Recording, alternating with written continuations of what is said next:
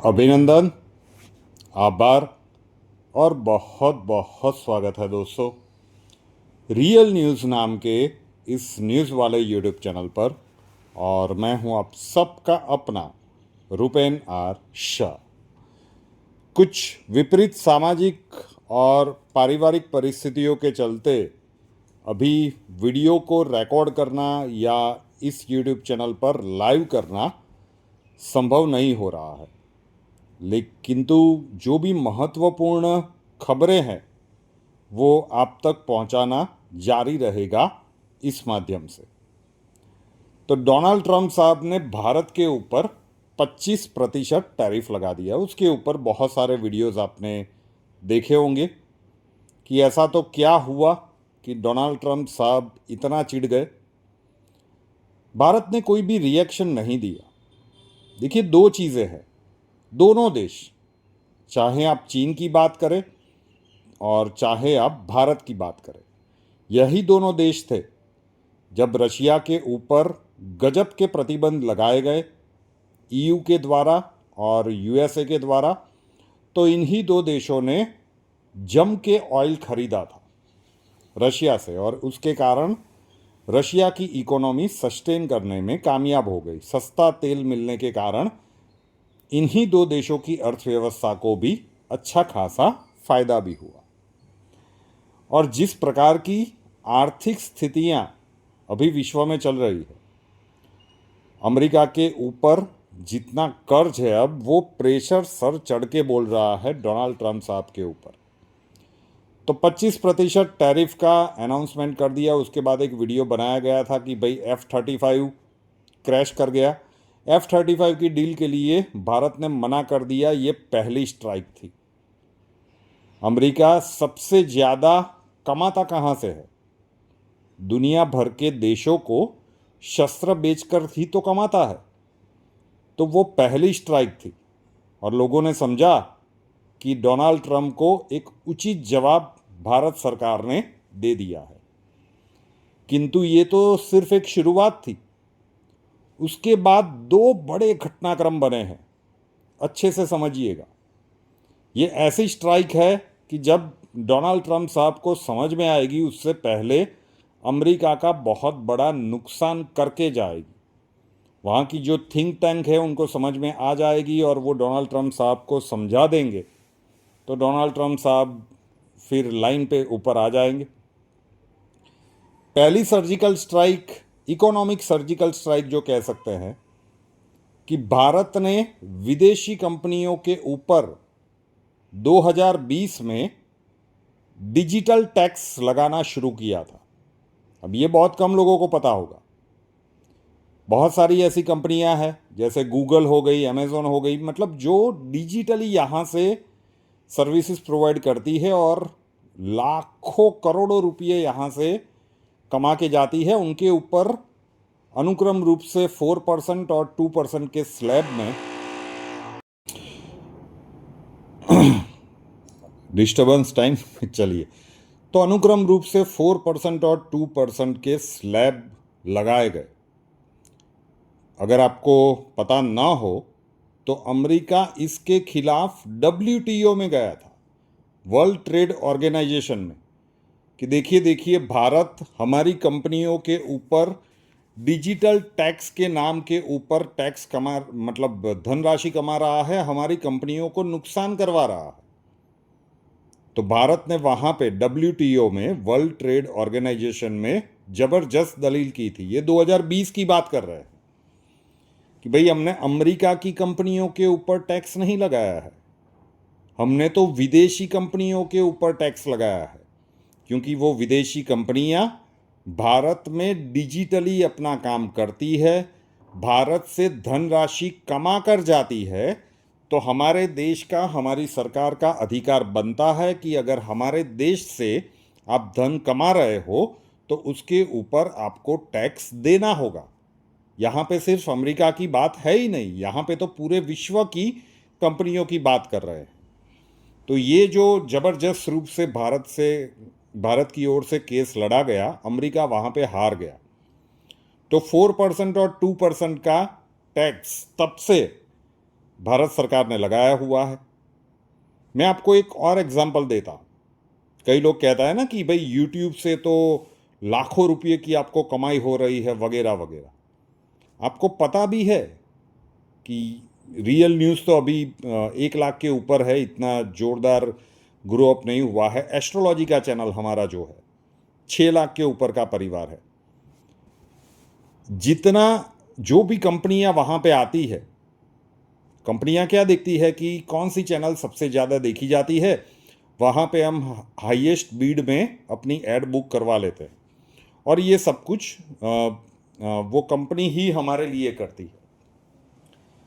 तो मान लीजिए कि उसने 100 रुपये खर्च किए ऐड के माध्यम से कि भाई हमें 100 रुपये का ऐड देना है, तो उसमें से लगभग 44 या 48, एग्जैक्ट आंकड़ा अभी मुझे ज्ञात नहीं है, उतना तो वो कंपनी खुद ही खा जाती है, जो मतलब जो ब्रोकर का काम करती है ना हमारे लिए एड्स लाने के लिए। तो सीधा आधा ही समझ लीजिए राउंड फिगर में, तो 50 रुपये तो उसने ही ब्रोकरेज ले ली, बचे 50 रुपये हमारे लिए। फिर उसमें से पहले 12% था, अब 18% अमेरिकन गवर्नमेंट टैक्स काट लेती है। और उसके बाद यहाँ पे उसके बाद जो धनराशि बची वो रुपीस में कन्वर्ट होकर आती है, और यहाँ पे जो भी टैक्स स्लैब में आप इनकम टैक्स में आते हो वो टैक्स कम कटता है। तो मान लीजिए कि अगर आप 200 रुपये कमा रहे हो तो 100 रुपये तो वो ब्रोकरेज वाला ही खा गया बीच में, बचे 100 रुपये। उसमें से 18% चले गए यूएस गवर्नमेंट के टैक्स में, और 30% का स्लैब, अगर आप बहुत अच्छा कमा रहे हो तो 30% का इनकम टैक्स का स्लैब आपके लिए गया। तो आपके हाथ में बचे कितने? 48 रुपये। अगर आप 200 रुपये, जो कंपनी 200 रुपया देती थी कि भाई ये बहुत अच्छी चैनल है, यहाँ पे हमारी ऐड चलाइए, चलिए मैं थोड़ा सा बड़े विज़न में आपको बताता हूँ। 2 लाख रुपये का किसी कंपनी ने कॉन्ट्रैक्ट किया अच्छी यूट्यूब चैनल के ऊपर कि भाई हमारी एड्स चलाइए 1 महीने तक, हम 2 लाख रुपये देंगे। तो यूट्यूबर को मिलते हैं 48,000 रुपये। बीच का सारा पैसा टैक्स में खाया जाता है। 1 लाख रुपये तो वो यूट्यूब वाले खुद ही खा गए, उसकी पेरेंटल कंपनी ही खा गई। और फिर भी ये कहते हैं कि उनकी कंपनियां यहाँ पे काम करें तो हम टैक्स ना लगाए। तो भारत सरकार तो 4% और 2% का स्लैब लगा रही थी। अब भारत सरकार ने वो स्लैब बढ़ाने के लिए बहुत गंभीरता से विचार कर दिया है, अनाउंसमेंट कर दी है कि वो 4% वाला हम 6 या 8% करने के लिए जा रहे हैं, और जो 2% वाला स्लैब है उसे हम 4% करने के लिए जा रहे हैं। ये जो टेक कंपनियां हैं जो यहाँ पे डिजिटली सर्विसेज प्रोवाइड करती है, उनकी रेवेन्यू के बारे में आप सुनेंगे तो सर चकरा जाएगा। 1.2 लाख करोड़ रुपीस का इनका ईयरली टर्नओवर है। 1.2 लाख करोड़ रुपये प्रति वर्ष ये भारत में से कमा रहे हैं। तो 25% का टैरिफ गेम आप खेलते रहो। पहली स्ट्राइक ये हुई है कि अगर ये 4 से 6 या 8% हो गया, जो कि दिख रहा है कि सरकार करके ही रहेगी, और 2% के बदले 4%, तो एक बहुत बड़ा झटका अमेरिकी कंपनियों को लगने वाला है। दूसरा, ये तो दूसरा हुआ। पहला तो F-35 कैंसिल कर दिया, दूसरा ये स्ट्राइक हो गई डिजिटल टैक्स की, और तीसरा घटनाक्रम ये बना है, ये प्रधानमंत्री जी अभी अभी तीसरी बार बोले हैं। आज उत्तर प्रदेश में परियोजनाओं के उद्घाटन के तौर पे वो वहाँ पे भाषण दे रहे थे, और फिर एक बार उन्होंने स्वदेशी चीज वस्तुओं के उपयोग का आग्रह करना शुरू कर दिया है कि अगर आप भारतवासी हैं, स्पष्ट रूप से स्पष्ट शब्दों में समझाया कि अभी दुनिया में अर्थव्यवस्था बहुत ही नाजुक मोड़ पर है। तो अगर भारत की अर्थव्यवस्था को सर्वोच्च स्थान पर ले जाना है तो हर भारतवासी को भारतीय चीज वस्तुओं, भारत में बनी हुई चीज वस्तुओं का ही उपयोग करना चाहिए। और सभी को पता है कि अगर प्रधानमंत्री जी किसी चीज़ के लिए अपील करते हैं तो उसका मास इम्पैक्ट क्या होता है। तो अगर ये होना शुरू हो गया तो जो विदेशी कंपनियां यहाँ पे अपना माल बेच रही है और देश का प्रधानमंत्री भावुक रूप से अपील करना शुरू कर दे, देश उसे फॉलो करना शुरू कर दे, तो कितना बड़ा डेंट पड़ने वाला है।